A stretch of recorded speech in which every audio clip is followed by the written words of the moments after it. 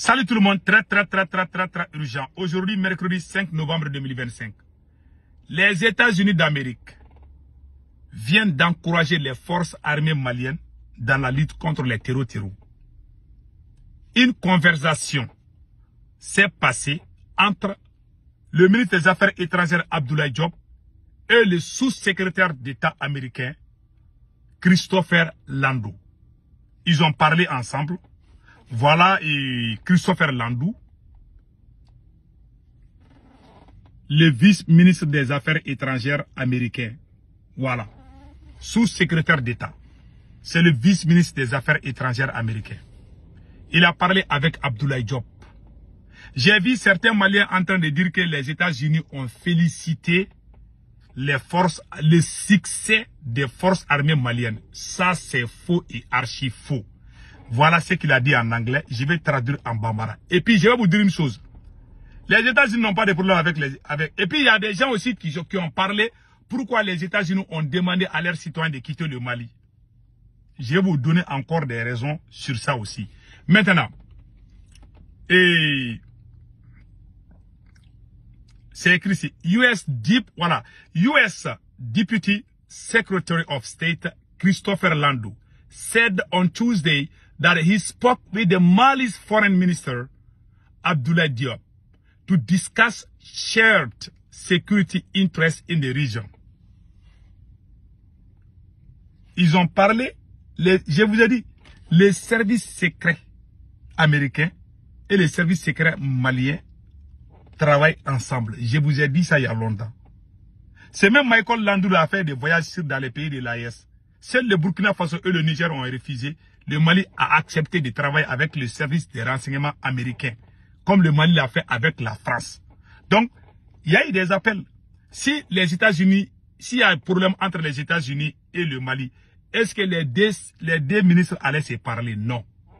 Donc, Abdoulaye Diop et le vice-ministre des Affaires étrangères américain ont parlé. Ils ont parlé de la lutte contre les terreaux. La conversation était basée sur ça. Ça veut dire que les États-Unis et le Mali travaillent ensemble. Il n'y a pas de problème de... C'est un petit qui écrit sur les réseaux sociaux là. Ah oui, les États-Unis félicitent. Ils n'ont pas félicité. Je vais traduire. Voici la version anglaise. Voilà. In a post on X, Landau also said that the United States commend the armed forces of Mali in their fight against Islamic extremist militant, the Jenim. C'est-à-dire que dans un post à X, c'est-à-dire en Twitter, Landau, le vice-ministre des Affaires étrangères américain, a dit que les États-Unis encouragent les forces armées maliennes dans leur lutte contre les terreaux.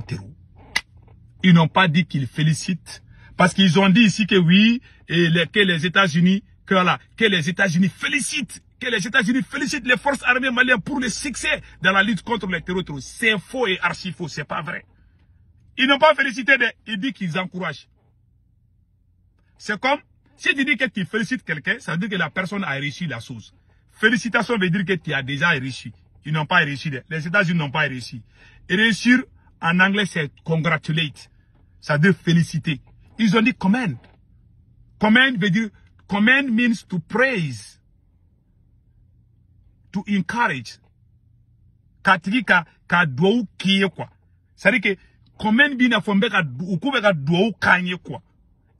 C'est comme s'ils sont, je m'excuse, j'ai dit ça en bambara. C'est comme s'ils sont en train de prier pour l'armée malienne. Ils encouragent l'armée malienne, mais ils ne félicitent pas.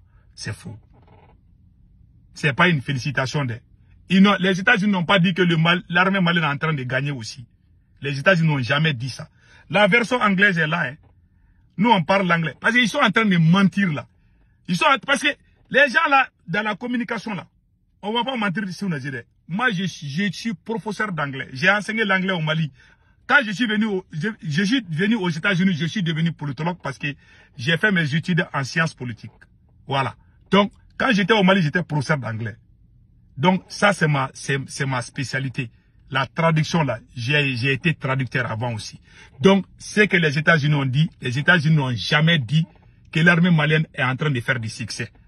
Les États-Unis n'ont jamais dit que l'armée malienne est en train de gagner. Les États-Unis n'ont pas félicité l'armée malienne. Ils ont juste encouragé l'armée malienne. Ils ont montré leur soutien à l'armée malienne. Voilà ce qu'ils ont dit. C'est comme ton enfant est en train de voyager. Tu ne sais pas si ton enfant va arriver ou pas. Tu dis, ah, je t'encourage.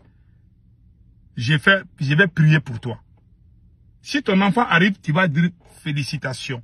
Donc, il ne faut pas mélanger les choses. Ça, c'est déjà écarté. Je vous ai dit, les services de renseignement américains et les autorités maliennes travaillent ensemble. Il y a longtemps. Je vous ai dit, c'est le Burkina qui a refusé. Et le Niger. Le Mali travaille avec les services secrets américains. C'est moi qui vous dis ça. C'est Washington Post. Non, c'est New York Times qui a dit ça. Attends, je vais chercher les postes là.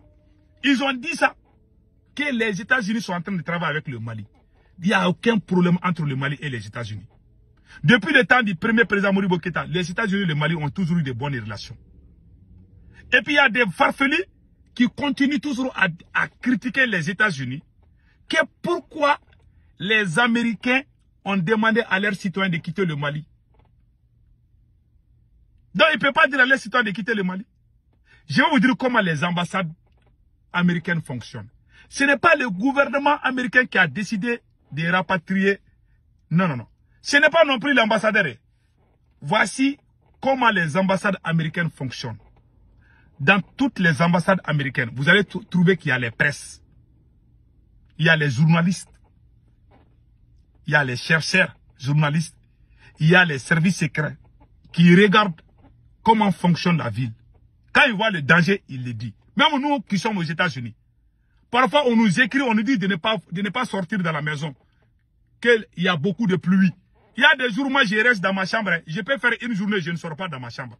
On me dit, ah, il ne faut pas sortir de... Il y a trop de pluie, il y a trop de vent. Ça peut être, si tu conduis, tu vas voir si tu vas... Ils font ça aux États-Unis. Vous pensez que, façon dont vous considérez vos citoyens, les ambassades américaines sont là pour les citoyens américains. Point final. Ils sont là pour protéger les citoyens américains partout dans le monde entier. Moi, je suis citoyen américain. Si je voyage, j'ai un problème, l'ambassade américaine m'aide. Mais viennent au secours vite. Ils sont très rapides. Ils ne sont pas comme nos ambassadeurs. Tu vas faire... Leur ambassade est là pour leur peuple. Donc vous cachez les vérités à vos peuples. Donc vous pensez que tout le monde est comme vous, quoi. Dans l'ambassade américaine, il y a les presses, il y a les services secrets, et chaque jour, chacun fait son travail. Les rapports qui viennent là, ce sont ces rapports qui montrent à l'ambassadeur, voilà ce qui se passe dans tel pays. Ce n'est pas Donald Trump qui dit aux Américains de quitter au Mali, non. Il y a des gens qui sont dans l'ambassade, qui travaillent, qui font des rapports, qui montrent ça à l'ambassadeur.